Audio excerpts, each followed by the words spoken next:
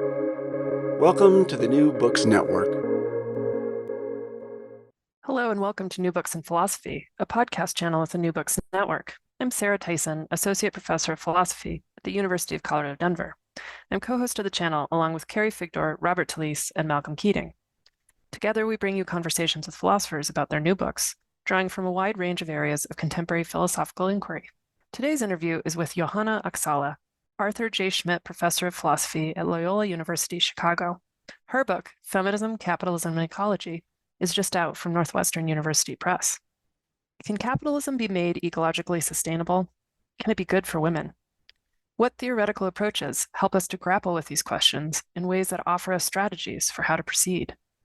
Have we already become lost in some sort of gender essentialism to ask these questions together? In Feminism, Capitalism, and Ecology, Oksala brings the resources of ecofeminism and Marxist feminism to these questions, arguing that capitalism cannot be made sustainable, nor can it do without the expropriation of bodies that produce new laborers and consumers. By attending to the rise of biocapitalism, Oksala further develops analytic resources for diagnosing the fundamental problems of an economic system predicated on profit, consumer choice, and endless growth. She also gives us theoretical tools for discerning strategies that will help us create a world beyond capitalism. Johanna Oksala, welcome to New Books in Philosophy. Thanks, Sarah. It's great to be here. Well, let's jump in. There's so much to talk about. Will you start by telling us a bit about yourself, about your background as a theorist, and how you got interested in this project and the importance of feminism and ecology for critiques of capitalism? I want to say that it's a bit of a surprise that I became a feminist philosophy, at least to me and perhaps to some of my professors, because I was initially a very bad student. And I try to remind myself of that when I get annoyed with my own students. I was that student who came to early class with a terrible hangover and then kept falling asleep in the back row. I think, the problem was that I felt that a lot of the issues and material that we were studying were just very abstract and not really relevant in terms of what I thought was going on in the world or in my life. But then I started doing a minor in gender studies. And I was a student in the 90s, so Judith Butler's Gender Trouble had come out, and there was a lot of exciting stuff going on in that field. And once I started working there, then very quickly I became a very good student. And I wrote my MA thesis on Foucault and feminism. And feminist philosophy has really ever since been a key strand in my work. And this book is now an attempt to, again, address some questions in feminist philosophy that I take to be particularly pressing at the moment. Yeah, and you connect two really big issues, ecological devastation and gender oppression, really through, as I read it, the invisibilization of modes of expropriation. Right. And that those modes of expropriation are, further you're arguing, necessary for the functioning of capitalism, which you then say we need a feminist eco-politics because we need economic systems that aren't based on profit, consumer preference, and economic growth. That these are fundamental to capitalism and also require these modes of expropriation.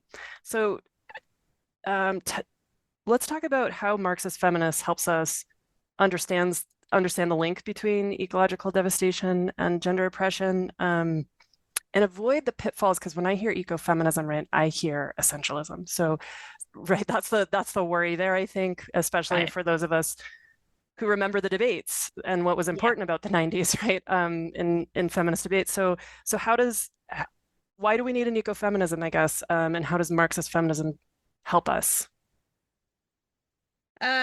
Right. As you said, a key claim of my book is that ecofeminist critiques must be connected systematically to critiques of capitalism.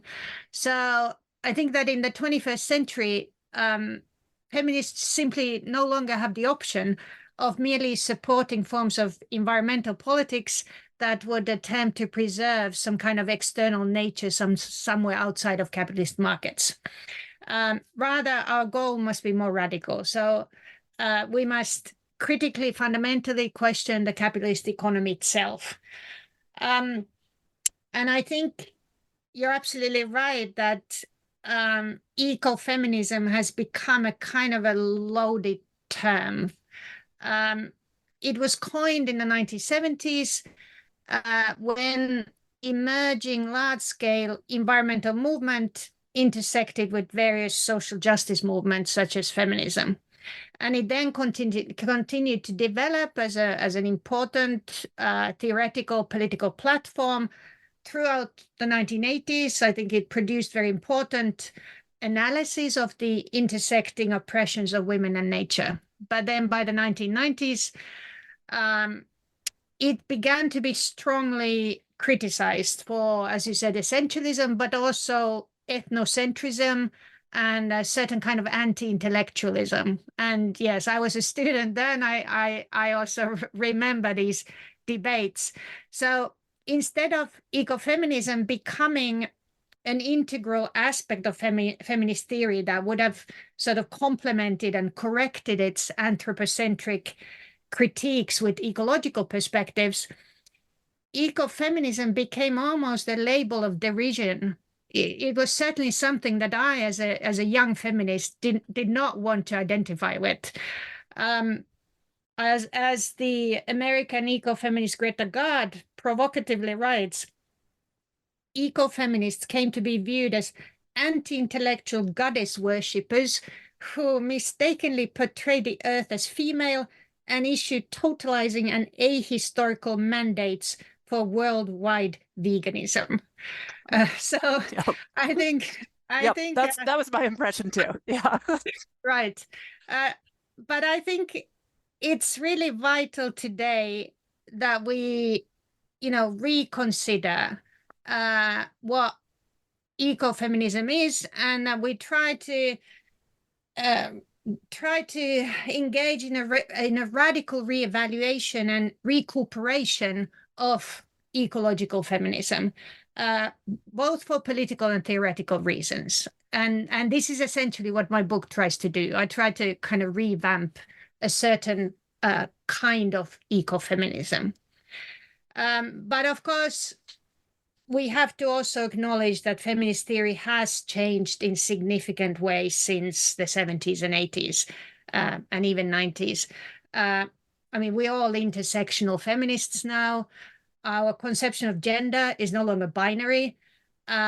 Women's role in the labor market has changed dramatically, just to mention a few relevant changes. So, and I think, theoretically, of course, a lot has happened too. So fields such as queer theory, environmental theory, radical race theory, these have become vital areas of study today. So in the book, although I do take the existing traditions of materialist ecofeminism and Marxist feminism as my starting points, I argue that many of their central claims need to be both updated and revised. The key idea I build on that's put forward by eco-Marxist thinkers is that capitalist profits crucially depend on the corporation's ability to free ride on nature. The use of the atmosphere, for example, as a free garbage dump for greenhouse gases, this is one example. And Marxist feminists have made an analogous argument about women's social reproductive labor. So capitalist profits also depend on the care work that women still predominantly do for free in the private sphere. they also give birth to children, care for them, making sure that that there will be new workers available to replace the old ones when they get sick and die. So this work is important from purely economic or capitalist point of view, but it's, as you say, invisible. It's from the perspective of the formal official economy, it's invisible. Yet without it, all economic production would inevitably soon ground to a halt. So I try to make a systemic connection, as you said, between these forms of expropriation. On the one hand, of nature, and on the other hand, of women's care work or socially reproductive labor. And I show that they occupy analogous positions in the logic of capitalist accumulation, in which the mechanisms of exploitation are dependent on this invisible base of expropriation. And I think the Marxist ecofeminist thinker Maria Mies uses a very helpful metaphor of an iceberg to illustrate the way that capitalism relies on these processes of expropriation. In other words, on labor or resources that are not compensated for. So capitalism is like an iceberg. It's an iceberg economy where capital and wage labor form the visible economy counted in GDP, and socially reproductive work, mostly still performed by women, and a lot of nature's production are externalized from the official economy and form the large underwater part supporting the official economy. And once we think of capitalism in this way, like an iceberg, then the political upshot is that an alliance between feminism and environmentalism should not be understood merely as some kind of an instance of affinity politics, in which separate political goals might on occasion be shared. Rather, feminists and environmentalists must share a common political goal in their resistance against capitalism, because they both have an interest in challenging an economic system that is incapable of recognizing the value of this invisible base, or what economists would call externalities. So both the environment and care work cannot be fully monetized and internalized into the circuits of a capitalist market economy. And this means that they continue to be undervalued in our current economic system. So as you noted, my key contention is that feminist ecopolitics must then begin from the fundamental recognition that we need an economic system in which values other than profit, consumer preferences, and economic growth have a chance of coming to the fore. Yeah, and this, I think, as we discussed, we'll see how this really shapes then each of the chapters that comes after. And in the next one, you go to, more recent attempts to critique the human nature divide by dissolving it. And you move to a biopolitical analysis to suggest that politicizing how that divide is made, the boundaries and how they're drawn between the human and the natural, is where we need to go for theoretical and political reasons. And in what you just said, I heard the way that the theoretical and the political are both really vital to your analysis, and that you see that again, I think, in this argument about ecopolitics, where you're arguing for an ecopolitics and how it better helps us understand and struggle against, not just understand, right, but struggle against the catastrophes of capitalism. So will you talk about how those critiques then of dissolving the human nature divide, and then what ecopolitics gives us, both at the theoretical and the political levels. Yeah, the second chapter engages essentially with metaphysics, I think. Yeah.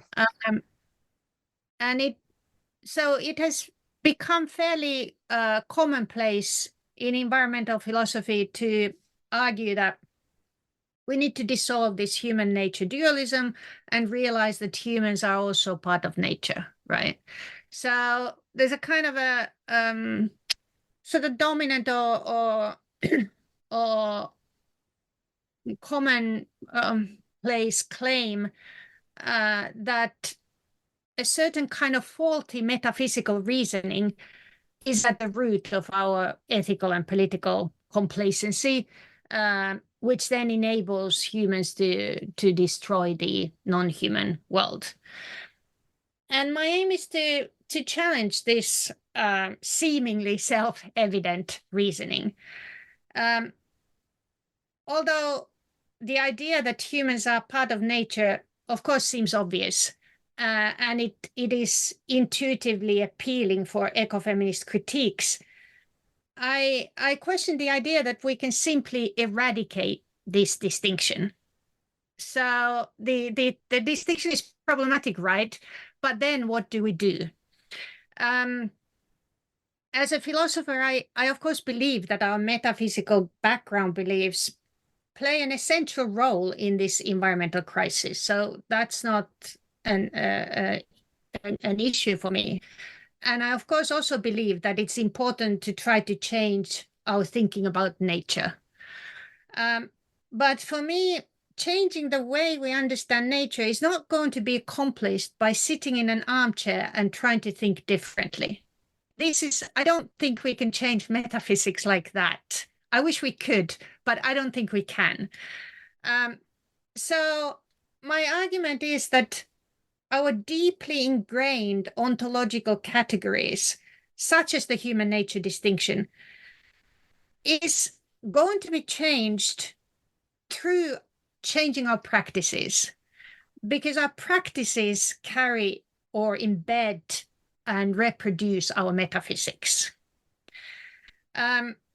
So we need to change our metaphysical understanding of nature by changing our social and political practices. And I focus particularly on legal practices as being very important. I refer to the seminal work of Christopher Stone as an example. Stone argued already in the 1970s for extending legal rights to natural entities. And I can imagine how crazy that idea must have seemed. But of course, today, there are countries already that have actually legalized the rights of nature. So this is not such an outlandish idea anymore at all. It teaches well now, because students are open to these arguments now in a way that Right. like his work teaches so beautifully, because students are like, this makes intuitive sense given the situation we're in. Right. And it also, yeah, it doesn't seem, I mean, of course we are much more aware of animal rights, and yes, we are much more concerned about concrete means that what we can do. But for me as a philosopher, what to me is like most interesting perhaps about Stone's work is his idea that legal reform is not only a concrete means of protecting natural entities, but it's also a means for facilitating what he calls a general change of consciousness, or what I would call a kind of shift in our metaphysics, the way we see the world. When we recognize the rights of some being or entity, then this means also recognizing its value and dignity. It gives it a different ontological standing in some ways. So I think it's important to stress that rather than simply advocating for animal rights or rights of nature in that chapter, my argument concerns essentially metaphysics. So, because I want to argue that it is through non-anthropocentric experimental politics, or what I call eco-politics, that our deeply ingrained and oppressive ontological categories can be transformed. And the rights of nature would be an example of such experimental eco-politics. So it's not like a catch-all solution. It's just one form that such an experimental politics could take. And one way of politicizing what I think of as politicizing the nature-human distinction by drawing natural entities inside the realm of the political, which of course traditionally is the realm that's proper to humans. So I think that's a key issue that I have with this idea that we simply eradicate the human nature distinction, or that we now have moved to some kind of a end of nature or post-natural world or something like that. But I also question the idea that simply collapsing this dualism would necessarily lead to environmentally more progressive ethics and politics. Because just merging human societies into the ecosystems they are part of, this does not automatically lead to any kind of emancipatory politics in terms of human beings' relation to each other or the animals. Something else needs to happen. So we need to, I suggest that we need to question the idea of a stable ontological boundary, but we need to do that by acknowledging that the way we draw this boundary between humans and nature, or nature and politics, is itself a political act. And it's a political act that functions as a very effective form of exclusion. So what is on the other side of that boundary is essentially outside of political rights or political concerns. And of course, ecofeminists have very effectively shown that naturalization or animalization of a group is a very effective way to exclude them, and it's a strategy that continues to work as a form of exclusion. Yeah, and that, I mean, I think the idea that under capitalism, something that somehow the value in the human is protective of people from brutality and cruelty, right, is not, it's putting a lot of optimism into against all evidence. And Right. so your next chapter then does move to the transnational business of gestational surrogacy, and so seeing, right, how capitalism treats people in a different frame here. And in this, you make this really interesting argument about the importance of functionalist accounts of surrogacy as expropriation rather than exploitation, because lots of people see there's problems in this model. And then usually the argumentative strategy is to say that folks who are doing the work of surrogacy are being exploited. But you want to take us in a different direction with this functionalist account. And then this, really interestingly, in the chapter, takes us to concepts of kinship. Right. So why do we need functionalist accounts of surrogacy as expropriation, and how does that get us to thinking kinship? Again, in this chapter, I try to push against the grain a bit. So in Marxist feminist analysis of commercial gestational surrogacy, as you say, the common idea is that we need to understand the surrogates as laborers. If we recognize their work as a new form of labor, then that makes it easier for us to expose the new mechanisms of exploitation it introduces. And then this makes it easier to advance progressive political claims. So I think that the sort of dominant Marxist feminist idea is that this is the emancipatory route. Rather than fighting the commodification of intimate biological processes by framing them as some kind of ethical questions, it's more politically effective to unmask these processes for what they really are. They are commercial exchanges of labor power for money. And I try to argue that viewing surrogates as laborers and trying to extend labor rights to them is a problematic project, both theoretically and politically. Commercial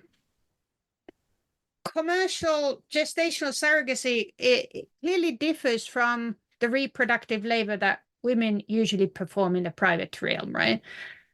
Because unlike most women, surrogates get paid for pregnancy and the birthing of children. But it's difficult to fit surrogacy in the format of a service industry, which is characterized by some kind of care or assistance. So they get paid, but they don't just do care work. They're not like nannies. The whole point of surrogacy is to produce a baby inside your body. And it's for the baby, producing the baby, that the worker is essentially rewarded. The surrogates who miscarry usually receive some compensation, but it's only a fraction of what they would receive for a successful delivery of a baby. And this is why, according to some critics, surrogacy is a kind of a form of baby selling, because the structure of compensation does not really correspond to the selling of the surrogate services, but of the baby itself. And with the focus on expropriation rather than exploitation, I try to kind of create space for recognition that something distinctive is going on here, but also for the recognition that the majority of the poorest and most oppressed people in the world today are in fact not wage laborers.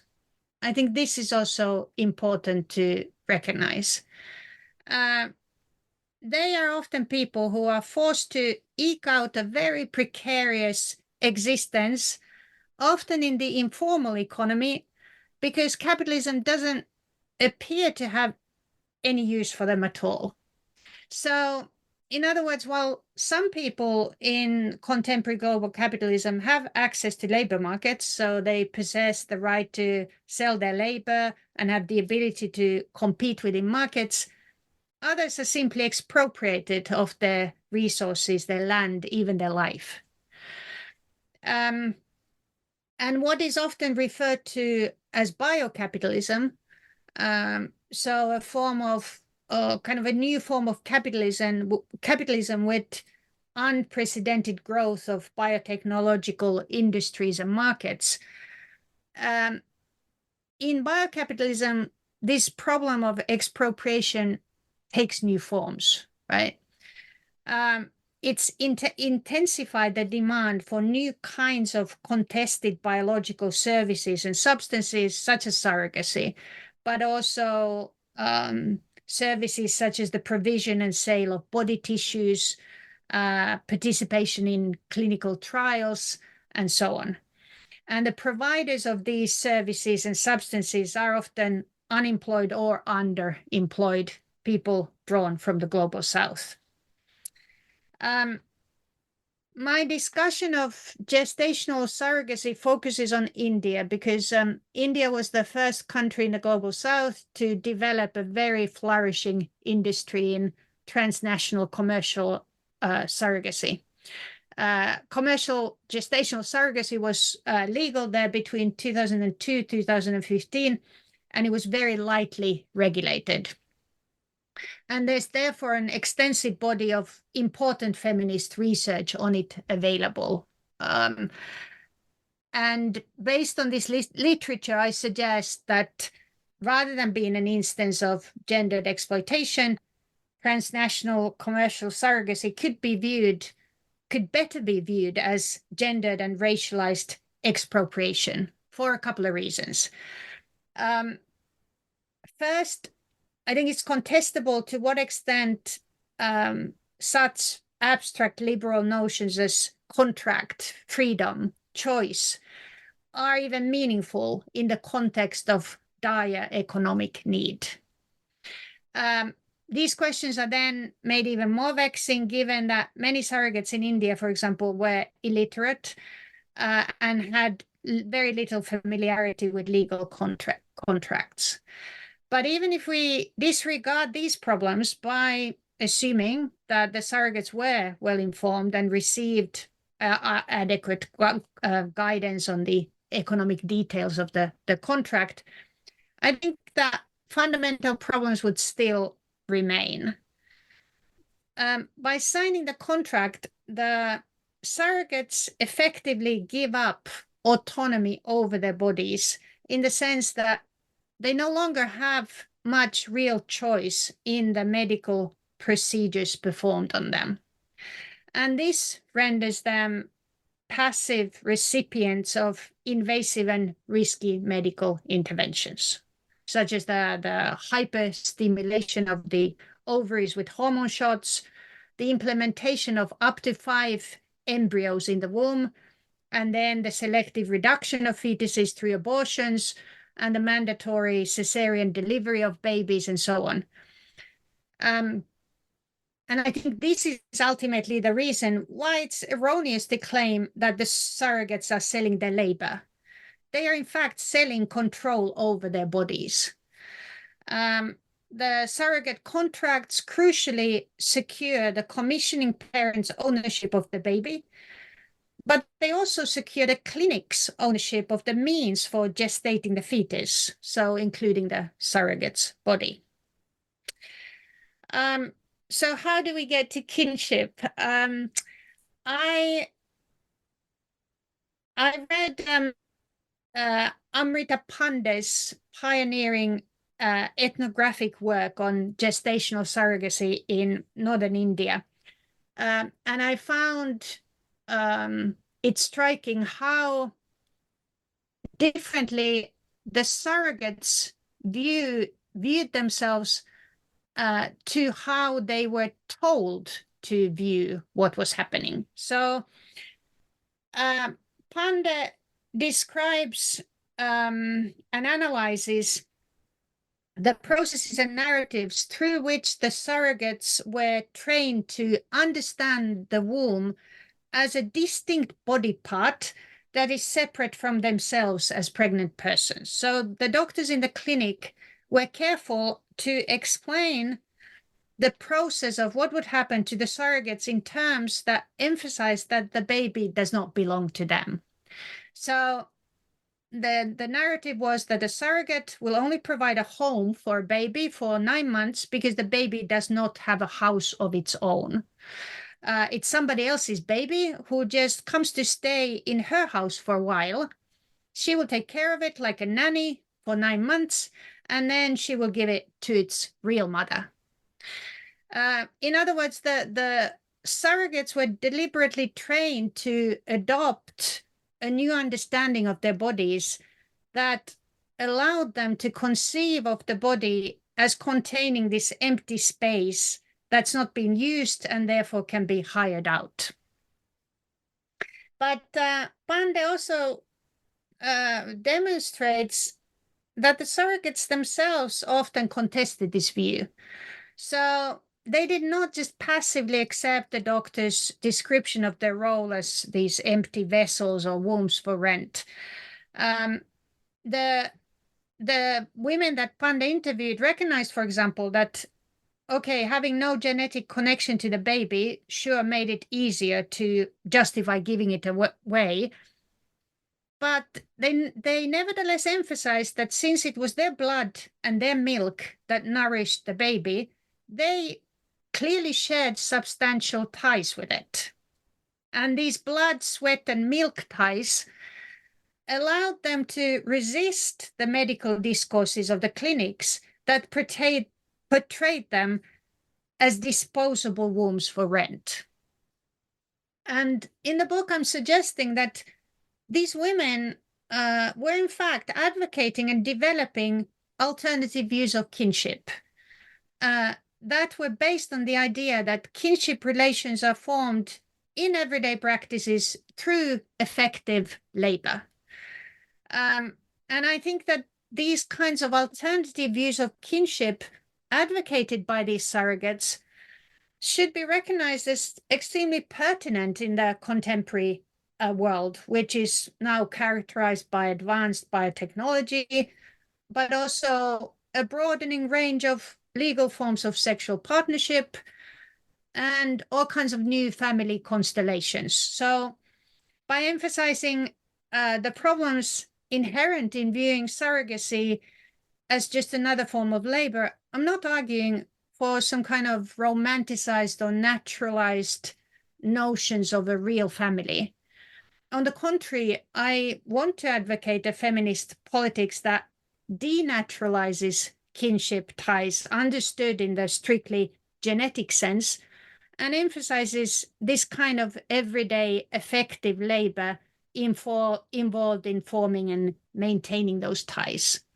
So I think feminists should welcome the fact that surrogacy has the potential for radically destabilizing biological parenting and queering traditional nuclear family and kinship structures.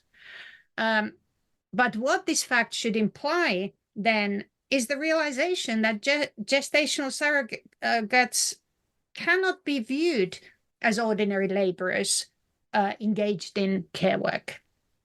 Instead, we should recognize and take seriously these new forms of kinship that surrogacy creates. The surrogates become members of a new kind of extended family.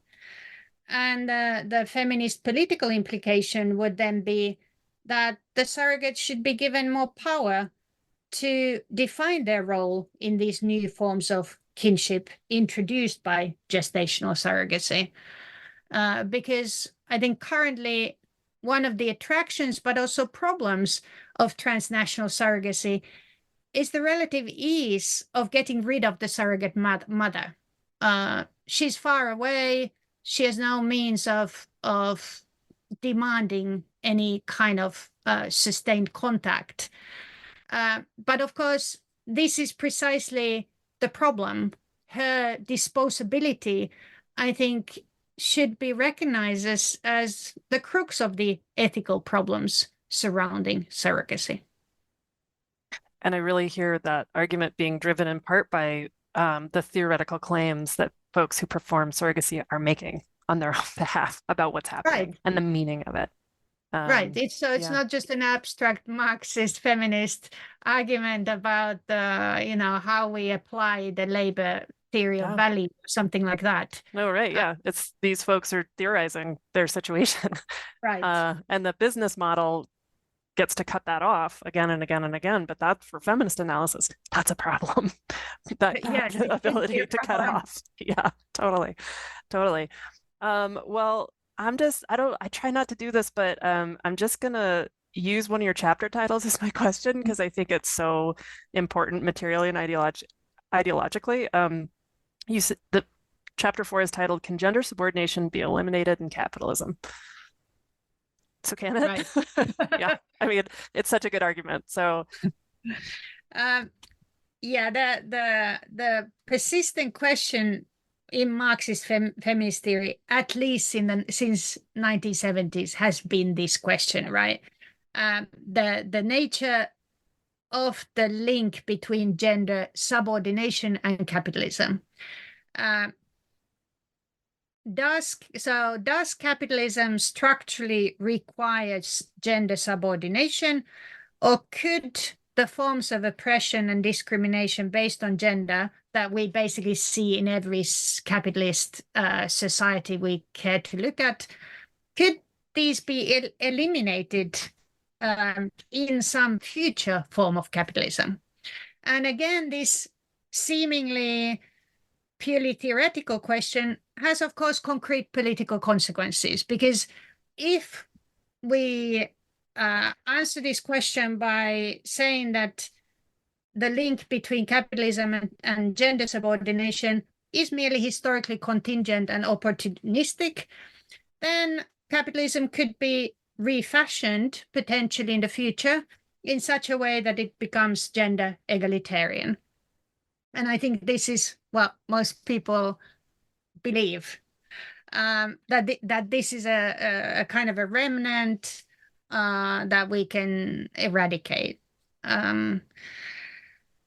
However, if we answer by showing that the link is actually systemic, in a sense that gender subordination is somehow hardwired into the economic logic of capitalism, then the political project of just creating a gender egalitarian capitalism, of course, becomes much more difficult, if not completely impossible.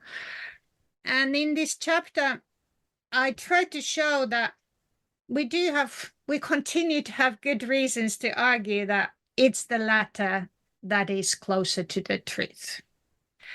And the key problem I focus on is the way that socially reproductive labor is organized in capitalism. I think this is the argument really turns on this issue.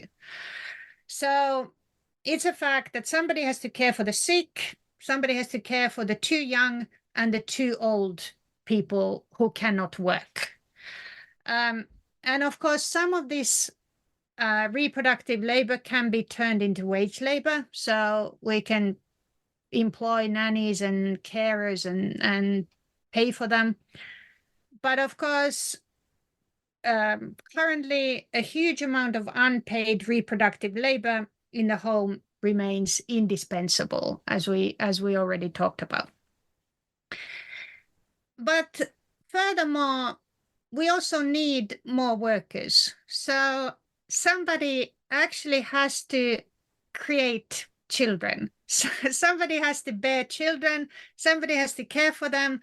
They also need to be taught various skills so that they can be usefully employed by corporations when they grow up. And this requires an enormous amount of work. And the problem is that now in a competitive capitalist labor markets, the structure of those markets discriminates against the people whose reproductive biology makes them primarily responsible for childbearing. So capitalism, at least in its current forms, I mean, we can engage in science fiction, experiments, but in its current forms, structurally depends on biological reproductive processes, pregnancy, childbirth, lactation, to secure the reproduction of the labor force. And in an economic system based on wage labor, such as capitalism, in which resources are primarily distributed to individuals according to their ability to compete for them, as opposed to their need or their right to these resources, the people who carry the burden of generational reproduction cannot participate in this game on equal terms. Having a child is essentially like a hindrance in that game. It's not an advantage, it's the opposite. You can't run as fast. So this is the problem. Now, it's of course important to recognize that there are many cis women who choose not to or cannot have children, while trans men, trans masculine individuals, and non-binary people also get pregnant, give birth, chest feed, and do parenting. So I think trans and non-binary experiences of pregnancy, childbirth, and parenting clearly call into question any simple reliance on binary gender in discussions of reproductive labor in capitalism. And I think this is an issue where Marxist, feminist, social reproduction theory clearly needs updating. But we also have to acknowledge that currently the overwhelming majority of the people who get pregnant and give birth are still cis women.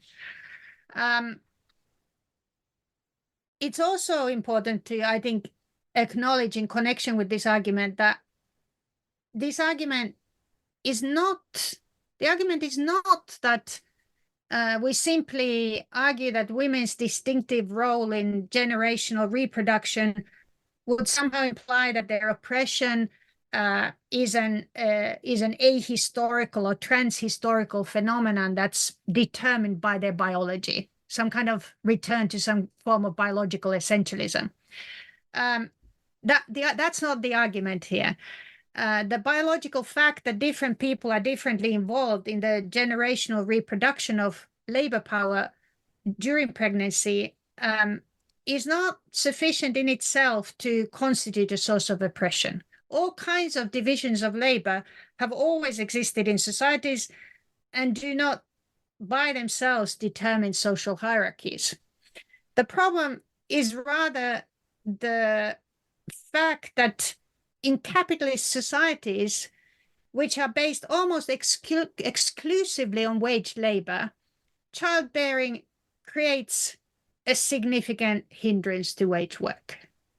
So pregnancy, lactation involve at the minimum several months of somewhat reduced capacity to work. And then, of course, it's not like the child just starts to take care of itself.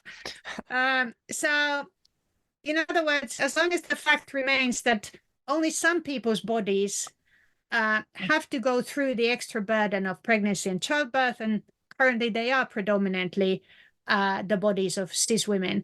These people have to take at least some time off from paid employment in order to do this, which then means that during this time, they are not productive workers from the point of view of capital. And this places them in a contradictory and unequal position in capitalist economies. Because on the one hand, they are caught up in capitalism's constant drive to turn everybody, regardless of age or gender, into wage laborers. But the other hand, capitalism's long-term need to reproduce a workforce means that it must rely on non-waged reproductive labor in this private sphere, and somebody has to do that for free, essentially.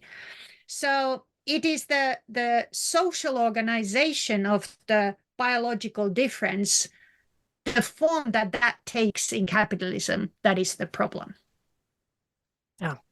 Yeah. So you move then from, I think, just this really important answer to that question to then thinking about how post-structuralist theories of subjectivation can help us update Marxist theories. And then your discussion here, interestingly, turns to markets and thinking about that even without capitalism, we'll probably have markets, and that there's something important about realizing that and advocating for the limits of markets to what can be commodified. So how does bringing together theories of subjectivation and Marxist analysis lead us to these strategies of market limitation, of advocating for limits to markets?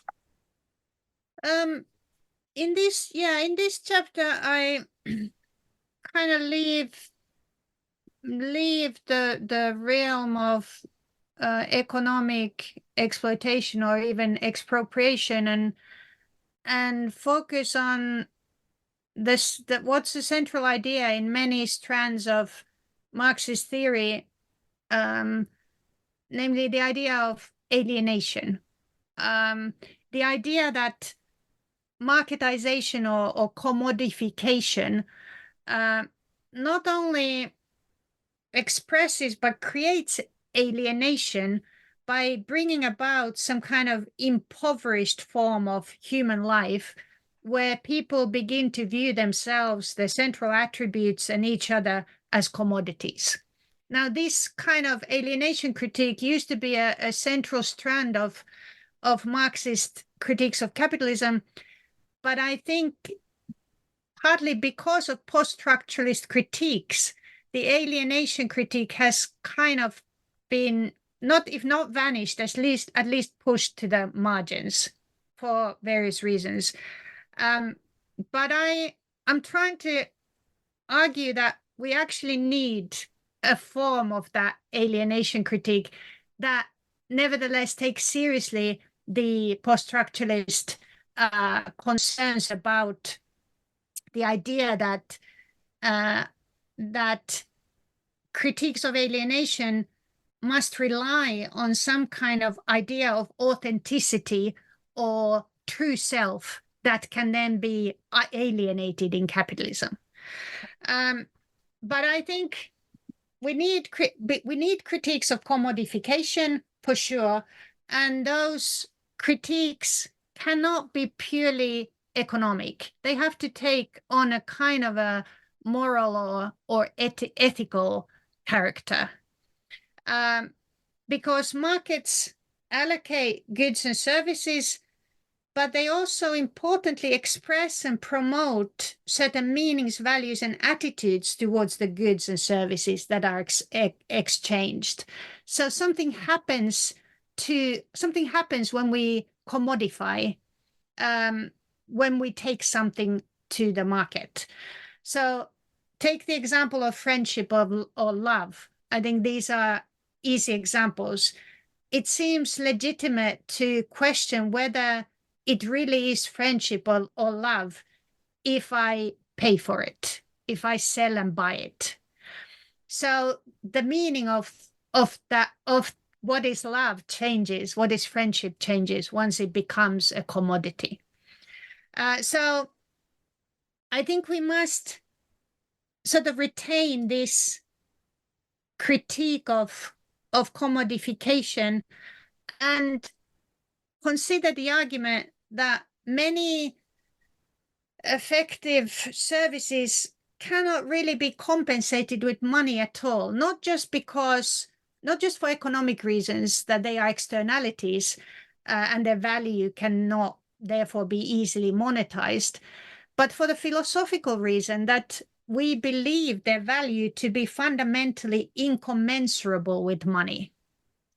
And as the discussion of gestational surrogacy in the third chapter hopefully made clear, that the feminists, that's one example, the feminist problems surrounding surrogacy are not reducible just to economic issues, but point to precisely towards a kind of dimensional critique that's not just concerned with exploitation and economic equity, but with the moral harms of commodification.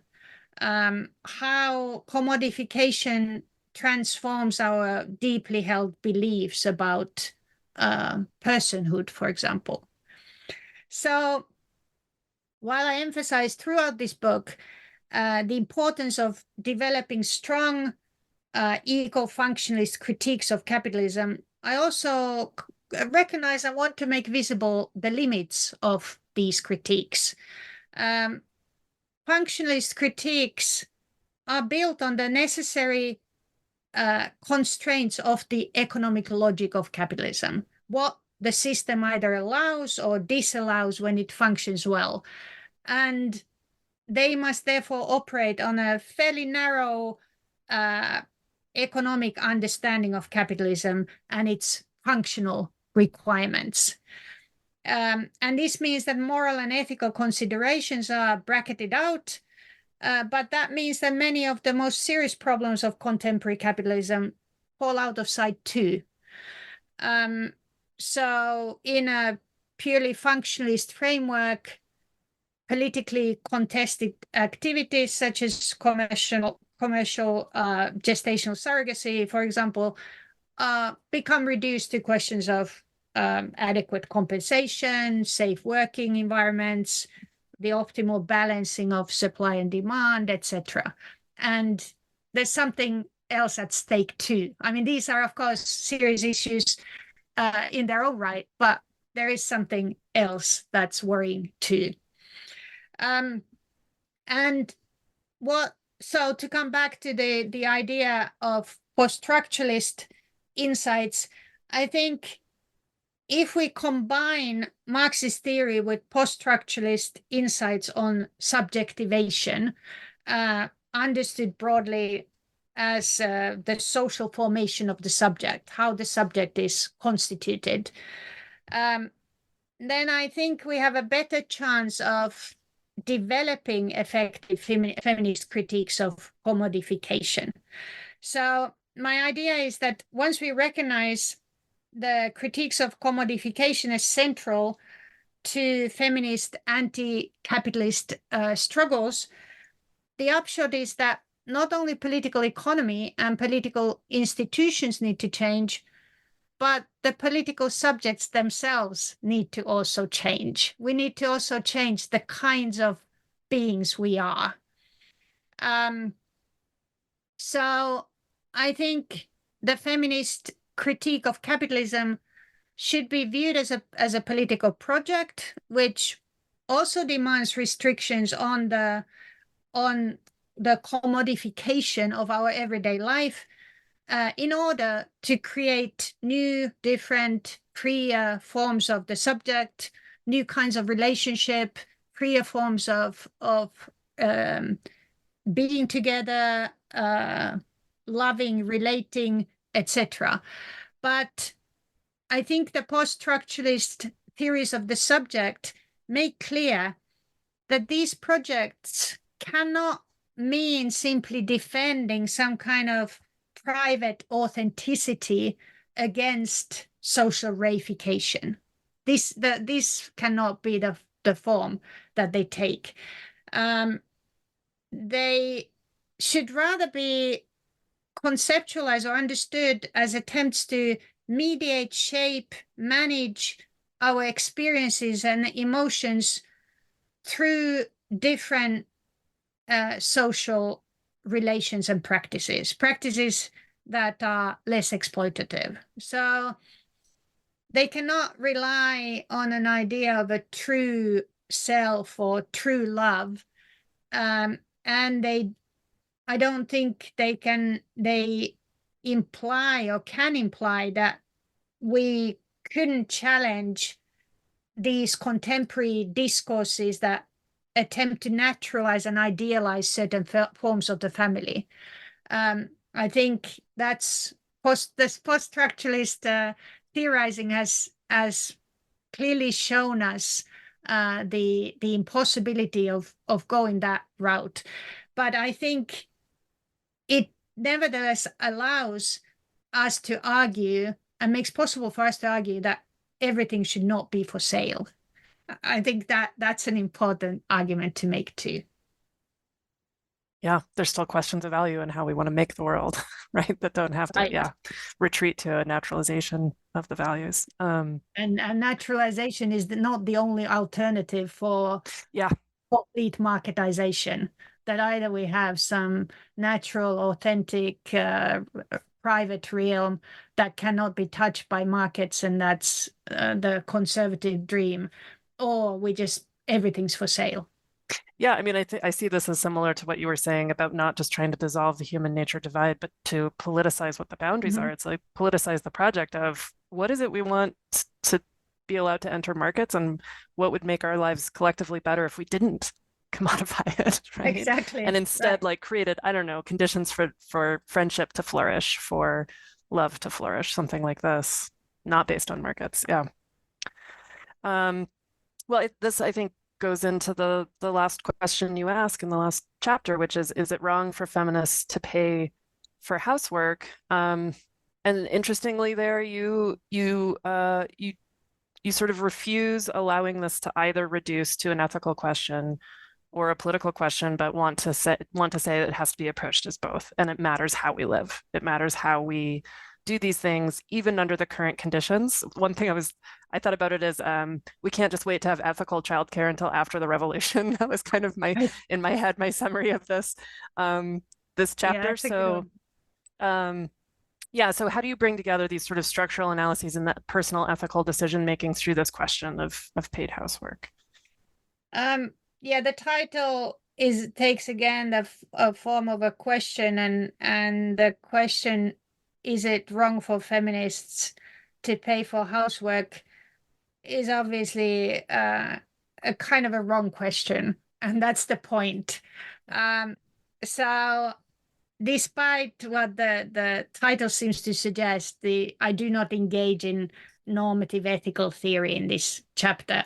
In contrast, I try to show that when we do pose normative ethical questions, we need to understand their political context. So in keeping with the tradition of Marxist feminism, to ask the question, is it wrong for feminists to pay for housework, appears to be simply incorrectly formulated question. Paid housework cannot be assessed as some kind of an abstract philosophical question about individual moral responsibility. Rather, it should be placed in the specific historical socio-economic context in which it's encountered today, and then we should give it a rigorously structural socio-economic analysis. I think this would be the Marxist feminist approach. And I think that's right. In order to have real teeth, our feminist critiques have to expose the systemic conditions on which paid housework as a specific type of economic activity rests. And this requires stepping outside of the normative, the realm of normative moral philosophy into a contested sphere of political economy. And essentially, it means analyzing the laws of motion of capitalist economies. But again, at the same time, so I think all this is absolutely right, and I try to do that in the first section of the chapter. But then at the same time, I also try to show that the Marxist tendency to completely dismiss questions of individual responsibility and practices of living as politically relevant, as individualistic, and so on, this is equally problematic. I think we need to do both. But let me say something about the structural critique that I develop in the first section. So there I go through I try to unmask. It's a kind of a Marxist project where I try to unmask the economic structural conditions that make paid housework possible, a viable economic activity. Now, we know that the neoliberal shift from an industrial economy to what's often called a service economy in recent decades has been an attempt to deal well with globalization, but also with another problem inherent to economic capitalist economies, namely that the constantly increasing labor productivity creates an evil twin, unemployment. And the broadly accepted consensus across the political spectrum in basically all countries has been that the service sector will have to provide a significant portion of future employment growth. So politicians and economists have been hard at work devising ways to stimulate service jobs in the private sector, which with direct policy instruments, for example, tax incentives for hiring paid housework, and also broader neoliberal measures such as weakening unions, making labor markets more flexible, and so on. And as a consequence, we've seen that while more and more industrial jobs in the global north have simply become obsolete, the number of jobs in the service sector has been steadily rising. And this development is clearly gendered because service sector jobs are traditionally female jobs. The new jobs in this domestic service sector have represented, I think, a significant gain for women in terms of overall workforce participation. A lot of new jobs have been created for women.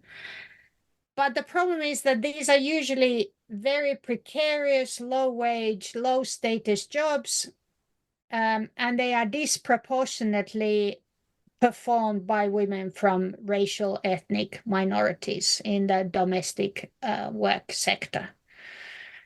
And the precariousness of this type of work, housework or domestic work, is of course further underscored by the fact that it's often performed in the informal sector. So large numbers of undocumented migrant women are employed in these jobs, both in Europe and in the United States.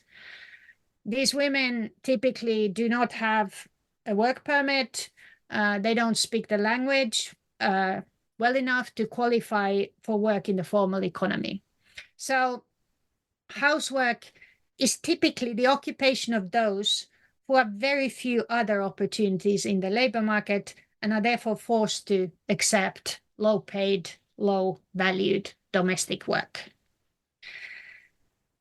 And then the further problem with the rise of this servant economy, what I call servant economy, is that it requires, as its condition of possibility, that there must be people who can afford to buy the services of these new servants. And it must make economic sense for them to do so. If the wage of these domestic workers is higher than their own wage or is not significantly lower than their own wage, they tend to do the work themselves. So these economic requirements imply that significant social and economic inequality is basically the politically necessary precondition for a market in domestic services. So this disparity between different groups of women, what some feminists have called mistresses and maids, is not merely a contingent problem that could be remedied with better wages and labor protections, for example. And it's certainly not an individual moral problem that could be remedied by the mistresses refusing to hire the maids. All political measures that just try to somehow increase the wages or increase the protections, labor protections of these domestic workers, they can help, of course, but they cannot solve the problem, because this significant social and economic disparity is simply a structurally necessary precondition for paid housework to be a feasible economic activity in the first place. Yep. So I do think that Marxist feminist theory emphasizes the need for systemic transformation over individual moral choices for very good reasons. We have to understand the context. But as I said, I nevertheless think that a kind of either-or dichotomy between personal ethical transformation and systemic political transformation is a false one. I think we need both, and they depend on each other. So to say something about the other side, I think many feminists, not just me, have critically observed how feminism has been shaped into a kind of an individualistic and entrepreneurial project in recent decades. There's this kind of lean-in feminism that has really emerged. And in contrast, the second wave feminists, for them, feminist politics was understood as a way of life. And there's maybe some kind of nostalgia in my book for this idea. I read Lynn Siegel's political memoir, Making Trouble. I highly recommend this book, and I was struck by this change, reading about her life. So she in this memoir, Siegel describes her personal political journey in the 1970s London, and she really foregrounds there the idea that feminism was a politics that was touching upon every aspect of her life. So she was a single mother, but despite being a single mother and working full-time as a university lecturer, she never paid for a babysitter, right? Instead, she lived with a group of women who supported each other by sharing the chores and childcare they provided for one another.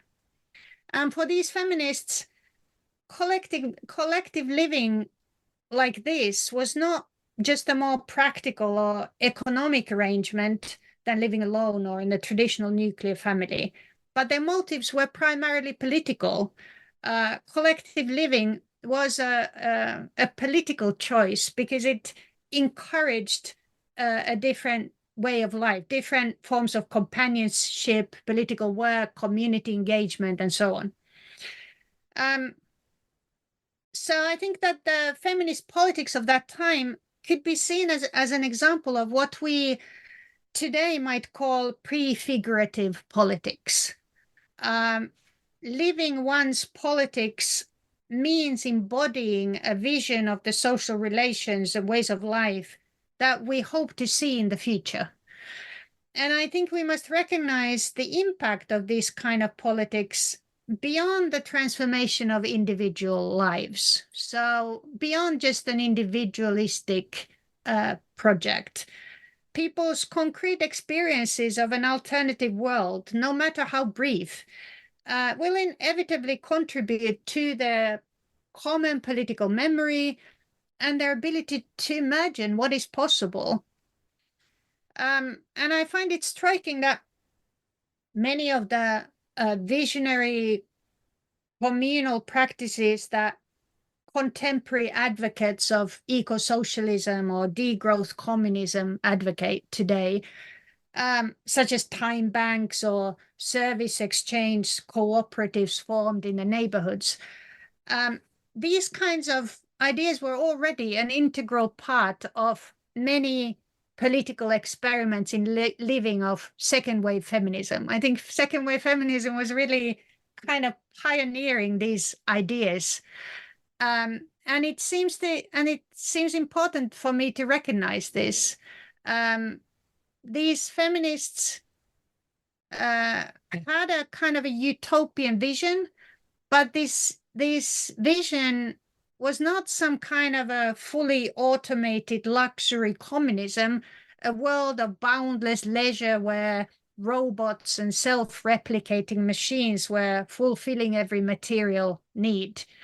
In contrast to these kinds of Marxist utopian visions, the feminist revolution of everyday life was not understood as an attempt to transcend the necessity of reproductive labor, no matter how boring or hard it was, but to collectivize it, to revalorize it. So these feminists foregrounded the necessity of daily reproduction, and their dream was a world in which everybody, regardless of gender, had time and knew how to look after children and care for the old, sick, the dying. So this I think is something that perhaps we could we might try to encourage today. And I do recognize that the structural changes that I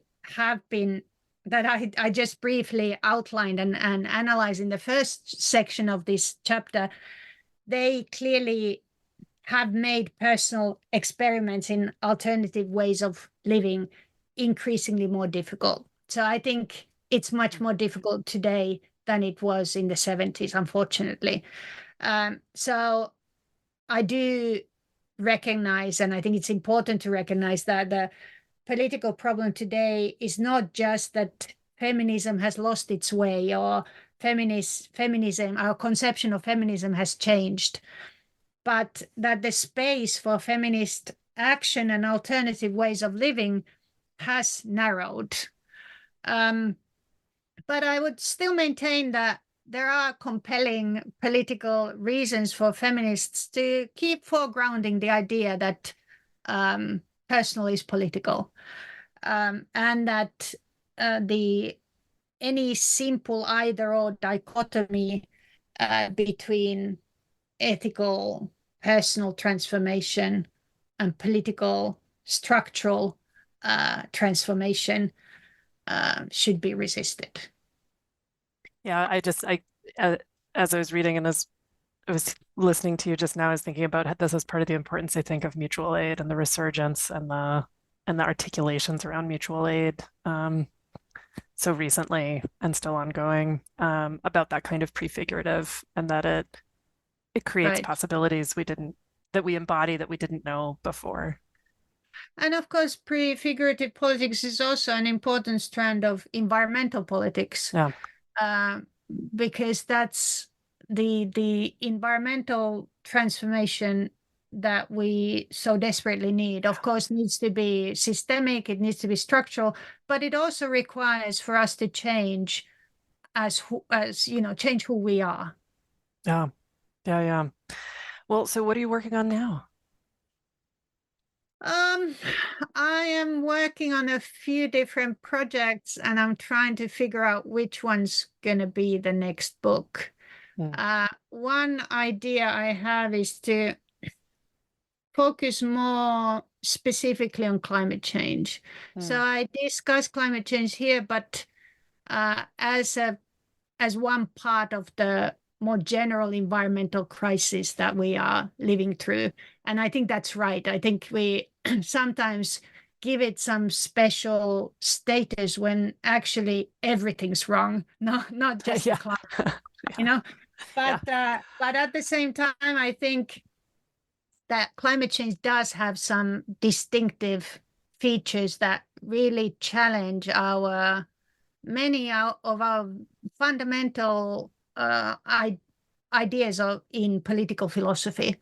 So I think it would deserve a more thorough treatment, but I think I'll try and write a couple of articles and see if I have a whole book in me, and we'll see. Well, I look forward to it. Johanna, Oksala, thank you so much. Thanks a lot for inviting me, Sarah. It was a pleasure. It was a pleasure.